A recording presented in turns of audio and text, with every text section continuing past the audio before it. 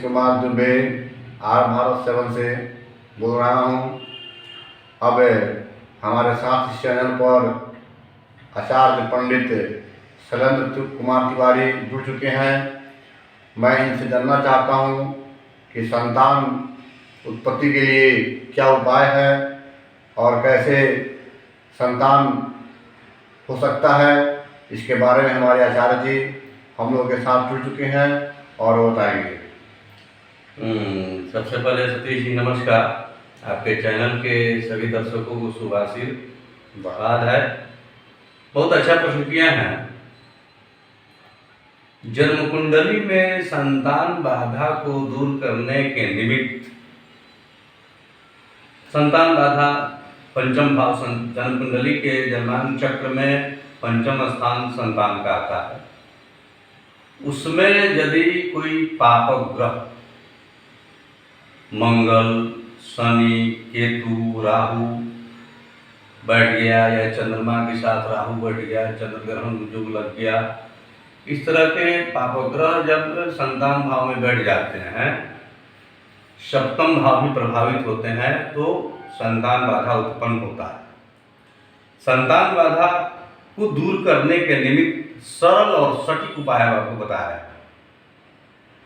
सबसे पहले नियमित रूप से जिसको भी संतान बाधा है, प्रॉब्लम है, शादी के कुछ वर्ष बीत चुके हैं और किसी प्रकार का कोई गर्भधारण नहीं हो पा रहा है, तो उसके निमित्त प्रतिदिन गोग्रास दिया करें। गोग्रास सुबह और शाम, दिन और रात का जो भोजन अपने निमित्त कर रहे हैं पति या पत्नी, भोजन करने से पूर्व उसमें से गोग्रास निकाल दें पहले गाय के लिए। नियमित रूप से गोग्रास दिया करें। अपने से बड़े बुजुर्ग, संत, साधु, महात्मा, ब्राह्मण सबका आशीर्वाद लिया करें और तीर्थों में जाकर के दर्शन किया करें। मार्कंडेय महादेव मंदिर कैथी में, वाराणसी से कुछ ही दूरी की दूरी पर है, गाजीपुर वाले रोड में कैथी धाम, जहाँ मार्कंडेय महादेव मंदिर है। मार्कंडेय महादेव मंदिर जाकर के पुत्रष्टि अनुष्ठान कराएं। इससे भी सद्य लाभ मिलता है। दूसरी बात, किसी को मेडिकली प्रॉब्लम भी हो जाता है। मेडिकल प्रॉब्लम हो जाने से भी संतान बाधा उत्पन्न होता है, तो उसके निमित्त जो है पुत्रजीवी का बीज, अशोक का छाल और श्वेत कंडकारी जड़ सहित पुत्रजीवी का बीज 5 दाना, श्वेत कंडकारी जड़ सहित 10 ग्राम, अशोक का छाल 10 ग्राम, सुबह नित्य क्रिया से निवृत्त होने के बाद स्नान ध्यान करके खाली पेट प्रतिदिन 1 गिलास पानी में इतना मात्रा डाल दें, पुत्रजीवी बीज, श्वेत कंडकारी जड़ और अशोक का छाल। 1 गिलास पानी में उसको उबालें। जब वो 1 कप के बराबर हो जाए तो उसको पीना है। मेंस के 5वें दिन से 16वें दिन तक प्रत्येक माह। इससे जितना भी यूट्रस से संबंधित बीमारी होता है, गर्भधारण करने की क्षमता मजबूत न होना, ये सब मजबूत हो जाता है और मेडिकली प्रॉब्लम दूर हो जाता है। ये तो स्त्री के लिए हो गया। पुरुष को जो है नित्य प्रतिदिन रात्रि शयन करने से पूर्व 1 गिलास गाय के दूध में 2 चम्मच अश्वगंध चूर्ण डाल करके पीना है, गोग्रास देना है और इसके साथ साथ पुत्रजीवी वृक्ष, पाकड़ का पेड़ और अनार का पेड़ अपने घर में गमले में लगा करके प्रतिदिन जल सिंचन करना है। सुबह के सुबह स्नान ध्यान करके पति और पत्नी जल सिंचन करें। सायंकाल में घी का बत्ती जलाएं और अपने पास यदि जमीन हो, जगह हो, क्षेत्र हो तो 10 आम का पेड़ लगाएं। आम वृक्षारोपण करने से भी संतान बाधा दूर होता है। इसके साथ साथ संतान गोपाल मंत्र का 1.25 लाख जप कराएं और हरिवंश महापुराण का कथा श्रवण निश्चित रूप से करें। विवाहित पुत्रवान ब्राह्मण बुला करके अपने घर यह अनुष्ठान कराएं, निश्चित रूप से लाभ मिलेगा। ऐसे दुर्गा सप्तशती में भी बहुत सारे मंत्र हैं जो कि बहुत ही कारगर और सिद्ध है, प्रमाणिक हैं। बहुत सारे मंत्र हैं। ओम क्लीं सुता संपूजिता पुष्पे दुर्गंधा विष्टा ददाति वित्तम पुत्राशमति धर्मे गति शुभाम। ओम क्लीं ओम, इस मंत्र से भी 25 संपुटित पाठ करा करके 5 ब्राह्मण 5 दिन में करेंगे। 25 संपुटित पाठ करा करके पुत्रजीवी की लकड़ी पर पतजू बीज, पंचमेवा और गाय के घी से हवन कराने से सद्य लाभ मिलता है। पुत्र प्रतिबंधक युग जब लग जाता है तो सिर्फ कन्या संतति होने लगता है। कन्या संतति होना और पुत्र संतान का उत्पन्न होना भी, इन सब प्रक्रिया करने के बाद जो है यह समस्या दूर हो जाता है। इसके साथ साथ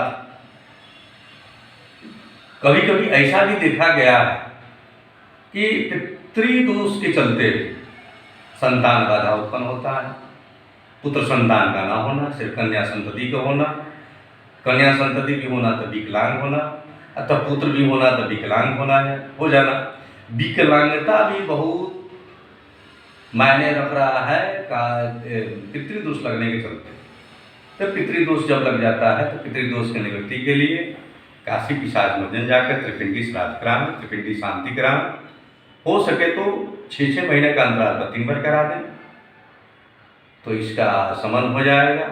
दुनिया में हमारे कहने का मतलब ये है सतीश बाबू, कोई चीज़ संभव नहीं है, बशर्ते कि प्रयत्न किया जाए, प्रयास किया जाए और भगवान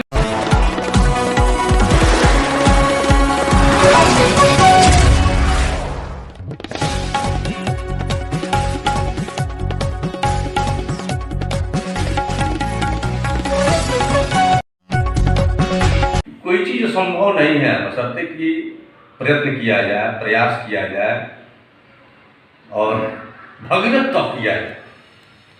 तपस्या जो है भगीरथ के जैसा यत्न करें, भगीरथ यत्न करने के बाद जो है निश्चित रूप से सफलता प्राप्त होगा। ऐसे तो हम लोग बहुत सारे जगह ऐसा अद्भुत प्रयोग किए हुए हैं। उसमें कहीं कहीं बट माने बरगद की लकड़ी पर हवन, खीरी की लकड़ी पर हवन, पुत्रजीवी बीज की लकड़ी पर हवन, आम की लकड़ी तो सामान्य है, जनरल है। तो कुंडली देखने के बाद पता चल जाता है कि यहाँ किस तरह का, किस संविधा, किस चीज़ की लकड़ी पर क्या क्या चीज़ से हवन कराना श्रेयस्कर रहेगा। ऐसा कि माना जाता है कि आम की लकड़ी पर हवन करना पंडित जी लोग बताते हैं कि नहीं करना चाहिए, आम पुत्र का द्योतक होता है। और जो आप बता रहे हैं हमारे आचार्य जी कि ये संतान गोपाल का 1.25 लाख जब कराएंगे तो उसका संविधा क्या होना चाहिए और साकल भी क्या होना चाहिए, जिससे जजमान को फायदा हो, फल मिले, इसके बारे में होता है। देखिए, संतान गोपाल मंत्र का जब जो है कराएंगे तो आम की लकड़ी पर हवन करा सकते हैं, कोई दिक्कत नहीं है। आम की लकड़ी तो मैंने जनरल हो गया। विशेष परिस्थिति में जिसको विशेष दोष लगा हुआ है जन्म कुंडली के अंदर, पुत्र परिबंध, किसी को मृतवत्सा योग लग जाता है, संतान होगा, पुत्र होगा, लेकिन मृत होगा, मृतवत्सा योग लग जाता है, काकमंध्या योग लग जाता है, बहुत सारे ऐसे हैं। उसमें कुंडली देखने के बाद पता चलता है कि विशेष परिस्थिति में मेजर प्रॉब्लम है, उसका संविधा चेंज करना। जैसे पीपल जो है धर्म का द्योतक है, मनी प्लांट जिसको हम लोग कहते हैं अर्थ का द्योतक है, कदम काम का द्योतक है और मोक्ष का द्योतक है, बट जिसको बरगद कहते हैं। तो उसमें देखना पड़ता है कि कौन सा दोष, कौन सा बाधा इसको पीड़ित किया हुआ है। तो बरगद की लकड़ी पर भी होता है, खीरी की लकड़ी पर भी होता है, पुत्रजीवी की लकड़ी पर भी होता है। सबसे ज़्यादा फलदायी होता है पुत्रजीवी की लकड़ी पर हवन कराना। अब ऐसा भी है, बहुत सारे पुरुषों में भी दोष पाया जाता है, हम लोग स्त्रियों पर ज़्यादा फोकस कर देते हैं। जन्म कुंडली के अंदर शुक्र का भी पावर देखना पड़ता है कि शुक्र कितने डिग्री का है, किस स्थान में बैठा हुआ है, किस स्तर का है, उसकी दृष्टि कहाँ है, तो उसको इम्प्रूव भी करना पड़ता है आयुर्वेदिक दवाओं से। जैसे कि हम बताया आपको कि पुरुष को जो है वो अश्वगंध चूर्ण लेना है प्रतिदिन 3 माह कंटिन्यू, और उसके साथ यंत्र, मंत्र और दवा तीनों एक साथ हो जाता है तो सफलता मिलना निश्चित। बहुत सारे अनुष्ठान हैं, अद्भुत प्रयोग है, क्योंकि हम लोग कई जगह प्रयोग किए हुए हैं और उससे बहुतों को लाभ मिला। कुछ उसमें नियम है जिसका पालन करना पड़ता है। ठीक, जैसे कि नियम का पालन करेंगे तो हमें ये जानना है, सभी भक्तों को ये जानना है कि संतान गोपाल का जब जप होता है तो उसमें किन किन वस्तुओं का दान किया जाता है। केवल शुक्र ग्रह से ही संतान का मतलब कि विचार करते हैं, या संतान के जब तक और भी ग्रह है उनका बलवान होना, नीच का होना या उच्च का होना भी विचार किया जाता है कुंडली के अनुसार। देखिए, सामान्य संविधा तो तिल, चावल, जौ, घी ही है। तिल, चावल, जौ, घी, आम की लकड़ी पर संतान गोपाल मंत्र में, संतान गोपाल मंत्र का 1.25 लाख जप कराने के बाद इससे हो जाता है। यदि आप पुत्रजीवी की लकड़ी पर भी कराते हैं तो उससे कोई दिक्कत नहीं है, करा सकते हैं। और किन किन ग्रहों का विचार किया जाता है पंचम से, और भी कुंडली में 12 भाव होते हैं, केवल पंचम से विचार किया जाता है कि और भी भाव से पुत्र विचार किया जाता है? देखिए, पंचम से भी, द्वितीय से भी, सप्तम से भी विचार किया जाता है संतान में, लेकिन विशेष पंचम भाव से ही संतान का विचार किया जाता है। किसी किसी के जन्म कुंडली में पंचम भाव बाधित होता है तो संतान में प्रॉब्लम आता है, संतान में बाधा आता है, तो उसकी निवृत्ति के लिए बहुत सारे उपाय हैं। आप हम जो चीज़ बताए हैं, यदि इस पर सभी लोग ध्यान दें तो निश्चित रूप से फल की प्राप्ति होगी। चलिए, बहुत बहुत धन्यवाद आपका।